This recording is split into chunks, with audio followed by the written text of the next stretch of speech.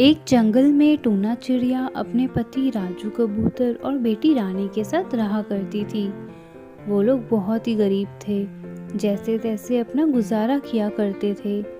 एक दिन टूना की बेटी रानी के स्कूल से कॉल आई कि आपको आना होगा। टूना गई तो उसे पता चला कि वहाँ फीस 3 महीने से नहीं दी गई है और उसको एक हफ्ते में स्कूल से निकाल देंगे। टूना बहुत उदास थी। उसके पति का काम छूट गया था और सब मुश्किल से गुजारा चल रहा था। रानी के साथ वापसी में बर्गर की दुकान देखी तो रानी को भूख लगती है। माँ, मुझे ये बर्गर खिला दो ना प्लीज। कितने का है ये बर्गर? अरे बहन जी, पनीर के साथ 15 रुपए का है और बिना पनीर के 10 रुपए का। अरे भैया, इतना महंगा? चलो आप 10 वाला ही दे दो। नहीं माँ, मुझे पनीर वाला ही खाना है।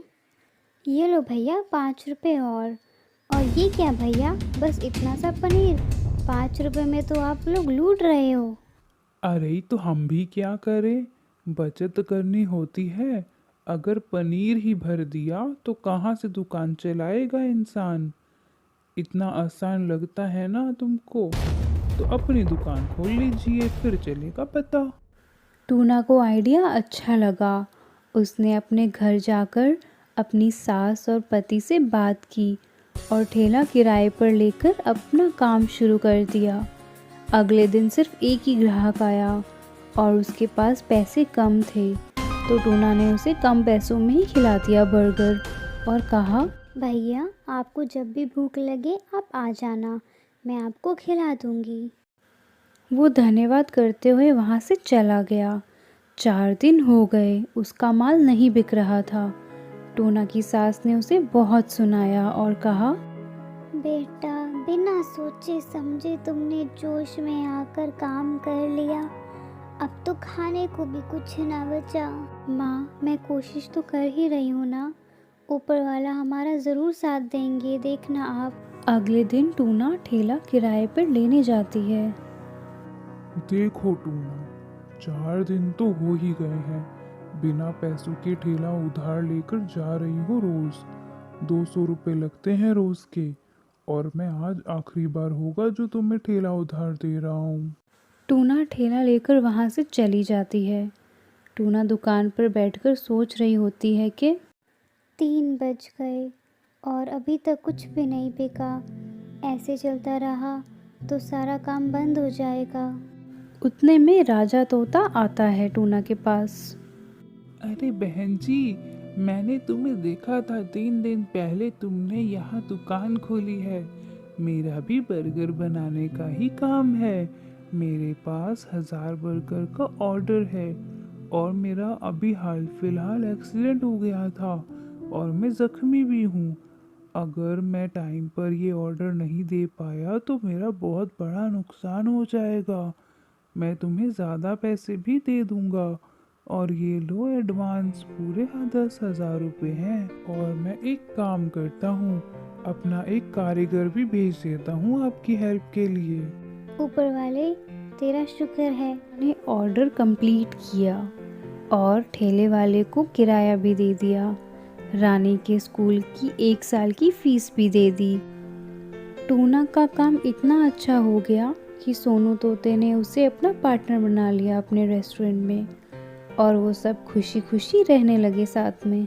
सुबह सुबह रानी अपनी माँ टूना और पापा के साथ नाश्ता कर रही थी। इसी बीच रानी ने एक्साइटेड होते हुए कहा, मम्मी पापा, हम इस सैटरडे आर्ट गैलरी जा रहे हैं। स्कूल टीचर ने कल ही हमें बताया। बहुत मजा आएगा। मैं तो काफी एक्साइटेड हूँ। अच्छी बात है रानी, ऐसी एक्स्ट्रा एक्टिविटीज में पार्ट लेना ही चाहिए। अच्छी बात है, गुड गुड। लेकिन पापा, सैटरडे से पहले मेरा चश्मा आ जाएगा ना? मुझे अपना चश्मा पहनकर ही आर्ट गैलरी में जाना है। पहली बार जा रही हूँ तो चश्मा पहनकर ही जाऊंगी, वरना मैं ठीक से देख भी नहीं पाऊंगी कुछ।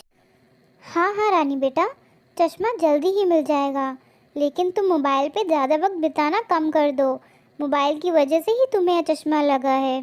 अरे मम्मी, चश्मा तो फैशन का ही हिस्सा है। मुझ पे चश्मा बहुत अच्छा लगेगा। लेकिन रानी बेटा, तुम चश्मिश हो जाओगी। फ्राइडे रात को पापा ने रानी को उसका नया नंबर वाला चश्मा दिया। रानी तो अपने चश्मे को देखकर बहुत ही ज़्यादा खुश हुई। उसने चश्मा पहनकर देखा और आईने के सामने खड़ी हो गई। टूना रानी के रूम में दूध रखने के लिए आई तो देखा रानी आईने के सामने खड़ी होकर काफ़ी देर तक खुद को देख रही है। तो टूना ने कहा, चलो बेटा, सोना नहीं है क्या?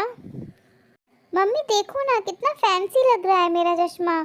मुझे बहुत अच्छा लगा यह फ्रेम। मैं एक और फ्रेम बना के रखूंगी ताकि अदल बदल कर पहन सकूं। रानी की बात सुनकर टूना को हैरानी हुई कि रानी अपनी कमज़ोर नज़र को लेकर दुखी होने की बजाय नए चश्मे के फैशन के नाम पर खुश हो रही है। रानी को उस वक्त टूना ने कुछ नहीं बोला और रानी का दूध टेबल पे रखकर चली गई। अगले दिन सैटरडे को रानी अपने स्कूल फ्रेंड्स के साथ स्कूल बस में आर्ट गैलरी पहुंची। आर्ट गैलरी बहुत बड़ी थी।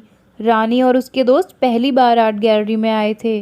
हर जगह बड़ी बड़ी पेंटिंग और पुराने स्टैच्यूज़ रखे थे।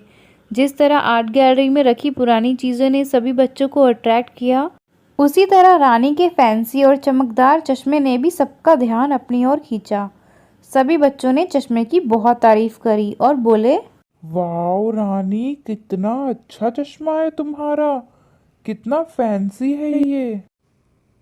सच में रानी, बहुत अच्छी दिख रही हो तुम इस चश्मे में। मैं भी अपनी मम्मी से बोलकर चश्मा बनाऊंगा और कहूंगा मेरी भी नज़र कमज़ोर हो गई है। सोनू केकड़ा की बात सुनकर सब जोर जोर से हंसने लगे। दूसरी तरफ टूना घर में रानी को लगे चश्मे के बारे में बैठकर सोच रही थी। टूना ने फ़ोन पे रानी की नानी से बात की तो उन्होंने बताया कि रानी अगर योगा करेगी तो उसकी नज़र फिर से ठीक हो सकती है। टूना को रानी की फ़िक्र होने लगी और उसने सोच लिया था कि आज वो रानी से साफ साफ बोल ही देगी कि वो ज़्यादा फ़ोन में गेम ना खेले और योगा करना शुरू कर दे। शाम को स्कूल से आने के बाद रानी ने रोज़ की तरह मम्मी का फ़ोन लिया और मोबाइल पे गेम खेलने लगी। टूना किचन में काम करते हुए बोली, रानी बेटा, मोबाइल चार्ज नहीं है। तो रानी मोबाइल चार्जिंग में लगाकर फिर से गेम खेलने लगी। टूना सब देख रही थी और उसने गुस्से में बोला, हद है रानी तुमसे। यही वजह है कि तुम्हें चश्मा लगा है। नानी ने भी डांटा है तुम्हें। तुम्हें योगा करना चाहिए, ना कि इस तरह से घंटों से मोबाइल में गेम खेलते रहना चाहिए। मम्मी, मेरे सभी दोस्तों को मेरा चश्मा अच्छा लगा और चश्मा तो हर किसी को लग ही जाता है। मुझे अच्छा लगता है चश्मा। रानी की बातों से टूना एक बार फिर हैरान हो गई। अगले दिन रानी अपनी मम्मी टूना के साथ बाज़ार सब्ज़ी खरीदने गई। रानी अपना चश्मा बिल्कुल नहीं भूली। बाजार में एक बूढ़ी मछली रास्ता क्रॉस कर रही थी और उसे देखकर समझ आ रहा था कि उस बूढ़ी मछली की नज़र काफ़ी कमज़ोर है और वो ठीक से चल नहीं पा रही थी। तभी रास्ते में चल रहे एक केकड़े ने उस मछली की हेल्प की और रास्ता क्रॉस कराया। टूना और रानी ने भी सब देखा तो टूना रानी को समझाते हुए बोली, देखा रानी, नज़र कमज़ोर होने से कितनी परेशानियां होती है। वो बेचारी अपना रास्ता भी खुद क्रॉस नहीं कर पाई। टूना की बात से रानी एकदम से सहम गई। टूना और रानी बाजार से घर लौट आए। तभी रानी के घर उनका पड़ोसी बंटी ऑक्टोपस आया और रानी को देखकर बोला, टूना बहन, रानी को चश्मा कैसे लग गया? ये तो ठीक बात नहीं। बेटा, तुम्हें आगे चलकर बहुत तकलीफ होगी। तुम्हें हमेशा बस अपना चश्मा ढूंढते ही रहना पड़ेगा और लोग भी तुम्हें चश्मिश बोलेंगे। धीरे धीरे रानी को एहसास होने लगा कि वो कितना गलत सोच रही थी। तो उसने कहा, हाँ ऑक्टोपस अंकल, आगे चलकर तो मैं ठीक से रोड भी क्रॉस नहीं कर पाऊंगी। टूना समझ गई कि उनकी बात का असर रानी पे होने लगा।